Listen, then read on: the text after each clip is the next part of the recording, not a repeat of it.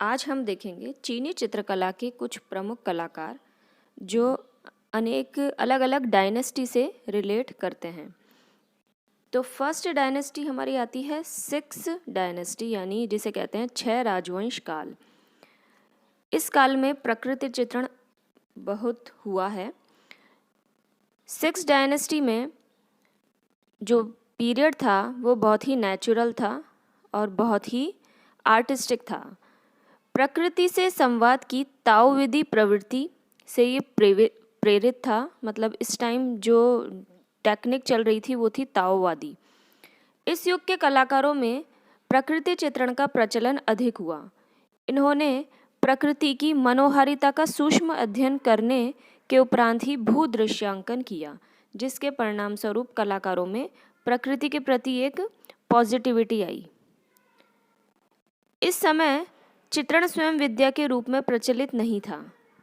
इस काल के जो कलाकार थे वो पूर्व तक प्रकृति चित्रण स्वतंत्र विद्या के रूप में नहीं कर पाते थे। कलाकार मानव क्रियाकलापों के परिप्रेक्ष्य में ही प्रकृति का अंकन करते थे। मतलब नेचुरल वो जाकर जो है पेंटिंग नहीं बनाते थे, बल्कि जो हमारे जीवन शैली में चलता रहता था उसी वक्त वो जाते थे और कलाकारी करते थे। जैसे कोई खेत में काम कर रहा है तो उन्होंने चित्रण कर लिया, कोई झूले पे झूल रहा है तो उन्होंने चित्रण कर लिया। मतलब वो पर्टिकुलर इस वजह से नहीं जाते थे कि उन्हें चित्रण ही करना होता था। इस काल में प्रकृति चित्रण के प्रति कलाकारों की मानसिकता में बदलाव आया। इस काल में अनेक प्रमुख कलाकार हुए हैं, लेकिन आज हम पढ़ेंगे कू काई ची, जो बहुत ही फेमस आर्टिस्ट इस सिक्स डायनेस्टी के हुए हैं। इस काल के सबसे प्रसिद्ध सृजनात्मक व्यक्तित्व के स्वामी कू काई ची का नाम बड़े सम्मान से स्मरण किया जाता है। उन्हें चीनी आकृति चित्रण कला का पितामह और तांगकालीन कलाकारों का विवादहीन अग्रज माना जाता है। बौद्ध दार्शनिक उपासक युइमा का प्रथम व्यक्ति चित्रण कुकाई ची ने ही बनाया था। कू चीनी चित्रकला की प्रमुख प्रवृत्तियों का दिशा निर्देश करने वाला एवं दार्शनिक साहित्यिक विचारधारा का प्रवर्तक था। वह एक कवि थे जो कि कलाकारों की दृष्टि से संसार को देखते थे। वह दृश्य चित्रण को ताओवादी दर्शन में ही देखते थे, जिससे पूर्व में पहाड़ और पश्चिम में हरे मकर और श्वेत शेर, मध्य में लच्छेदार बादल और उस पर दक्षिण का चिन्ह फिनिक्स पक्षी प्रमुख हुआ करता था। इस तरह का वो चित्रण करते थे। उनकी तूलिका यानी कि ब्रश की प्रभावपूर्ण गति, रंग संयोजन, चित्र प्रस्तुति और मानव स्वभाव का अंकन अत्यंत ही प्रशंसनीय था। मतलब चित्रण जैसे कि आपने पहले देखा था सिक्स लिम्स में कि जैसे वो चित्रण करते थे बिल्कुल प्राकृतिक। अगर प्रकृति में जा रहे हैं तो प्रकृति को वैसे की वैसे ही वो अपने पेपर पे उतार कर ले आते थे। ऐसा दार्शनिकों का, कलाकारों का मानना था। कू का जन्म कियांगसू प्रांत के वूजी नामक स्थान में हुआ और उन्होंने 72 वर्ष की लंबी आयु पाई। चूँकि कू एक अंतर्मुखी स्वभाव के व्यक्ति थे, मतलब अपने में ही छुपे रहते थे, शर्मीले आप मतलब कह सकते हैं, इसीलिए चित्रकला के अतिरिक्त तो उसको साहित्यिक एवं संगीत में भी रुचि थी। कू के मुख्यतः 3 चित्र उपलब्ध होते हैं, जिनमें एक फ्रीयर कला दीर्घा और दूसरा पैलेस संग्रहालय लंदन में सुरक्षित है। इन दोनों चित्रों में लॉ नदी की परी फू को अंकित किया गया है, जिसमें परी अपने प्रेमी विद्वान से विदाई लेती है और नाव में बैठकर चली जाती है।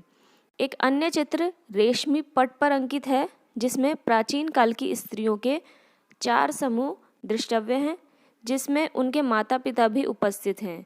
एक अन्य रेशमी पट में दरबारी स्त्रियों को शिक्षा ग्रहण करते हुए दिखाया गया है, जिसमें शिक्षिका उन्हें सजा दे रही है।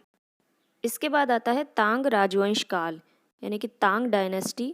ये 618 से 907 ईस्वी तक रही। चीनी इतिहास में लियान सम्राट गाओ झू के नाम से प्रसिद्ध हुआ। यानी कि पहले उनका नाम लियान था, बाद में गाओ झू हो गया, जो इस डायनेस्टी के राजा रहे हैं। 617 ईस्वी में लियान के चंगन पर अधिकार प्राप्त करने के पश्चात अगले वर्ष 618 में उसके पुत्र ली शे मिन ने अपने पिता को तांग डायनेस्टी का प्रथम सम्राट यानी राजा घोषित कर दिया और उन्हें राजगद्दी पर बिठा दिया। लगभग 624 ईस्वी तक शी मिन ने उत्तर के तुर्कियों पर और पश्चिम के जंगली आक्रमणकारियों पर अपना आधिपत्य कर लिया। पश्चिम के द्वार खुलने से आर्थिक व्यवस्था में सुधार हुआ और तांग वंश की कला भी विकसित हुई। मतलब यहाँ तक आते आते, तांग डायनेस्टी तक आते आते कला में बहुत विकास होने लगे। इस काल में जरी यानी ब्रॉकेट का काम होने लगा, कालीन बनाने का काम होने लगा, कालीन सुंदर सुंदर कालीन बनने लगे और उनके रंगने का कार्य भी होने लगा। धातु शिल्प, सिक्कों की ढलाई, सिक्के भी इस वक्त तक बनने लग गए थे। हस्तशिल्प कौशल की अनेक कार्यशालाएं स्थापित की गई। बहुत सारी वर्कशॉप ऐसी बन गई कि उस वक्त जो हाथ की कलाकारी थी उसमें भी कलाकार अपना कौशल दिखाने लगे। इस काल के प्रमुख चित्रकार हैं हान कान, जो 720 से 780 ईस्वी तक रहे। हान कान तांग काल के सुविख्यात कलाकार थे। तांग डायनेस्टी जो हम पढ़ रहे हैं उसके बहुत इम्पोर्टेंट आर्टिस्ट रहे हैं। कौन? हान कान। वह कला में अत्यधिक दक्ष थे। इसी काल के प्रमुख चित्रकार स्याओ पा जो उनके शिष्य थे, घोड़े के चित्र बनाने में दक्ष थे। ये प्रश्न बहुत आ जाता है कि घोड़े के चित्र बनाने में कौन से कलाकार प्रमुख है? वो है हान कान। इसके द्वारा रचित सम्राट श्वेत घोड़े पर आसित का चित्र प्रसिद्ध है। हान कान कवि कलाकार वांग वेई के प्रिय थे। वांग वेई जब गांव जाते थे तो एक सराय से शराब खरीदते थे। उस सराय के अंदर हान कान बाल्यावस्था में जमीन पर बैठे हुए आदमियों और घोड़ों के चित्र अंकित करते थे। तब हान कान ने स्याओ पा से व्यक्ति चित्रण, धार्मिक चित्रण तथा घोड़े के चित्रण की शिक्षा ली। अल्प समय में ही हान कान कुशल चित्रकार के रूप में उभर कर आए।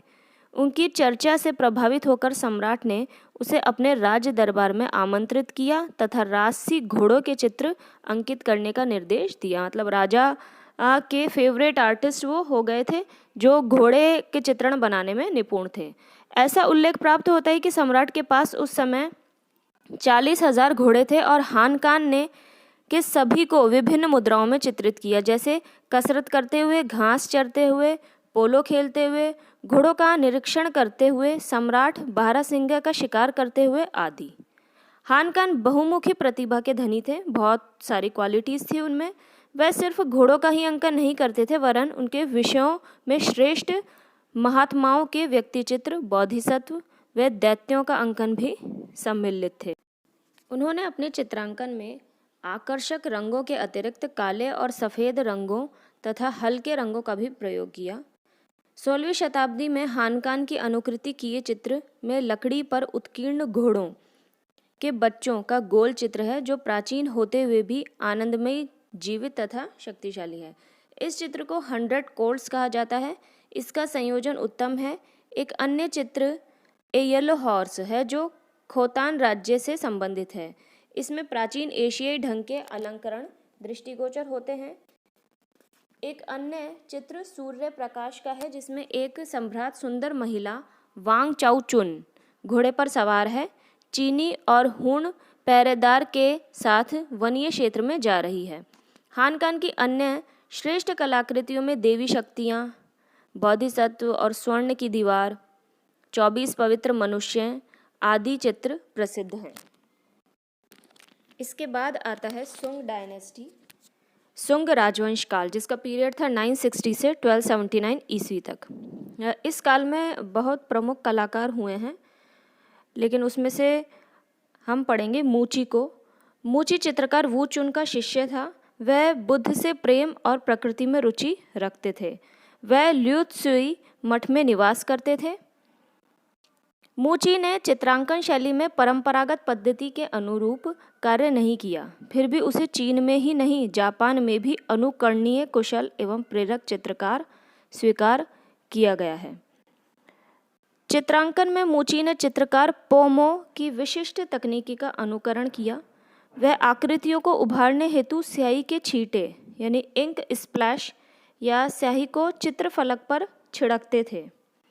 इसी के साथ ही ग्रेडेड वॉश विधि का प्रयोग करते हुए मूची ने आकृतियों को लघु आकार प्रदान किया। उसे जापान में अपनी कला और तकनीकी की सराहना मिली, जबकि चीन में कला समीक्षकों ने उसकी कला को अपरिष्कृत घोषित किया। इतना ही नहीं, जापान के जैन यानी चीनी चान मठों में इसकी कलाकृतियों का संग्रह प्राप्त हुआ। उसके चित्रों में चित्राकृतियों व खाली स्थान के मध्य एक संतुलन हुआ करता था। उसका एक चित्र सूर्यास्त मछली वाले गांव में, दूसरा है पतझड़ के मौसम में। चित्र में चट्टानों की बाह्य रेखाएं इतनी चौड़ी थी कि लगता था जैसे कि घिसी हुई तूलिका से बनाई हुई गई हो। आप चित्र को देख के अंतर बता सकते हैं। लास्ट है युआन डायनेस्टी, जिसमें की रचना 1271 से 1368 में हुई थी। इसके प्रमुख कलाकार हैं लीकान। लीकान ने बांस के चित्रण पर एक ग्रंथ चूपू की रचना की है। इनका जन्म बीजिंग में हुआ था। इनकी स्टाइल का नेम था जोंग बिन। इन्हें उपाधि मिली थी जी हाई की। इन्होंने बैम्बू के साथ काफ़ी समय बिताया, जिससे प्रभावित होकर इन्होंने बैम्बू आर्टवर्क बहुतायत में किया। इन्होंने इंक से स्ट्रोक लगाए थे जो रियलिज्म यथार्थ को दर्शाते हैं। वैंगटॉन स्टाइल का भी इन्होंने काफ़ी यूज़ किया था, काफ़ी फॉलो किया, जिसे बैम्बू पेंटिंग में कैलीग्राफी जो आर्टिस्ट करते हैं उसे वैंगटॉन कहते हैं।